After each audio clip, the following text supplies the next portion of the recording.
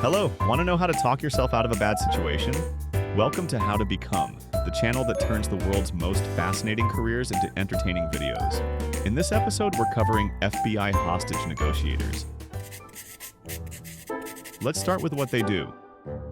A hostage negotiator is a person who negotiates with a person or groups of persons the release of a person or groups of persons, personally. They're the ultimate crisis cool guys who diffuse high-stress situations armed with nothing but their words, empathy, and strategy, skillfully talking people down from life's worst decisions.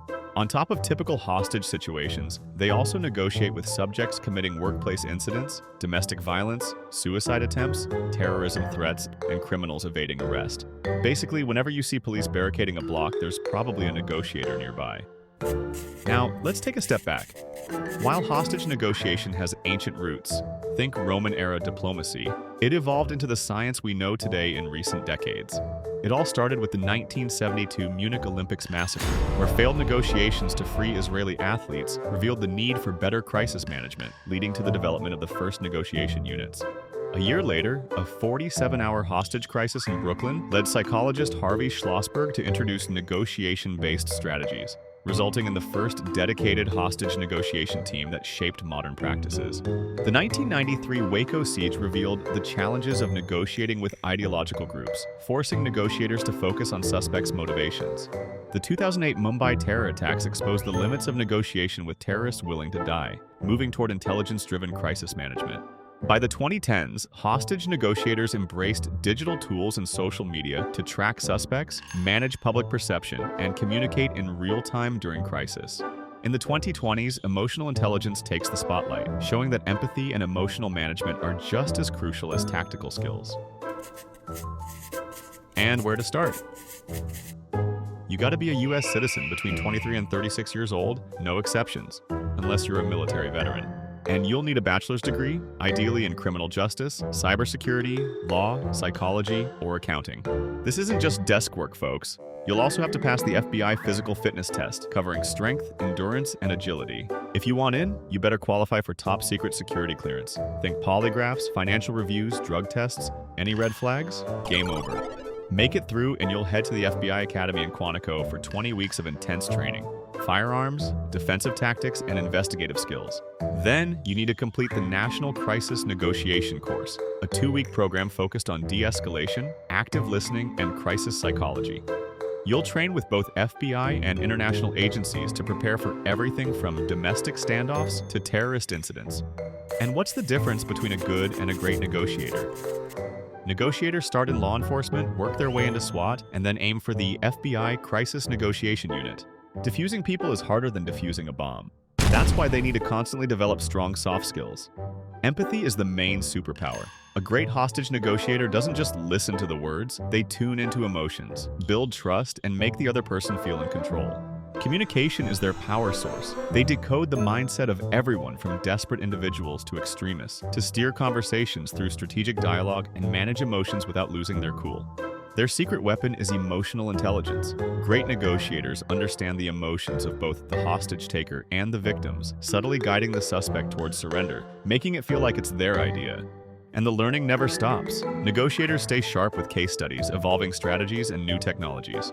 Role-playing and high-stress simulations sharpen their quick thinking under pressure, while also building patience. Keep in mind that FBI negotiators have a 94% success rate, so a half-assed job won't cut it. If you can master all that, congratulations. You'll be ready to talk people off the ledge. And we're not talking only figuratively here. How much does all that collectedness pay?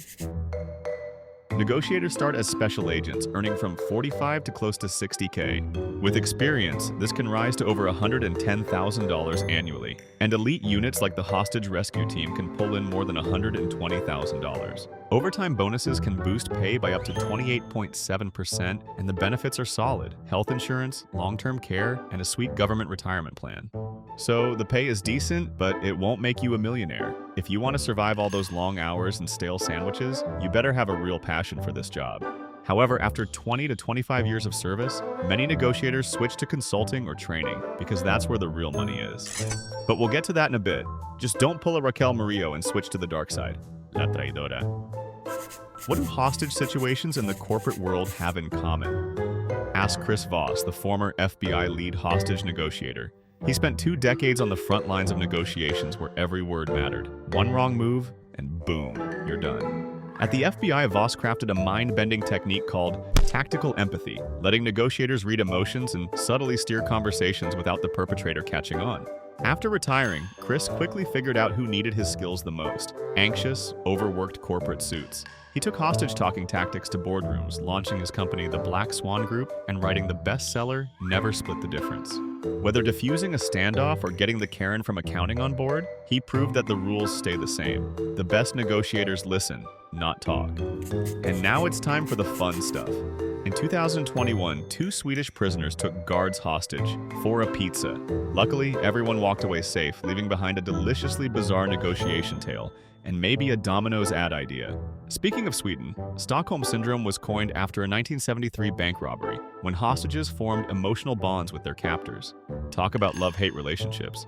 In Die Hard, Bruce Willis gives a crash course in hostage negotiation. Yippee-ki-yay, motherfucker. While his style might not match real-life FBI tactics, it's influenced both movie buffs and law enforcement. Because hey, whatever gets the job done.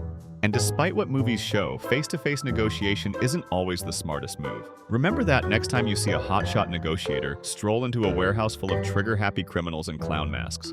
If you're intrigued by other criminology jobs, there are some interesting insights on the link in the description. Love exploring inspiring careers? Don't forget to subscribe and hit that notification bell. There's more where this came from. But don't click away just yet. Check out the video on the screen. No hostages, but plenty of twists. See ya.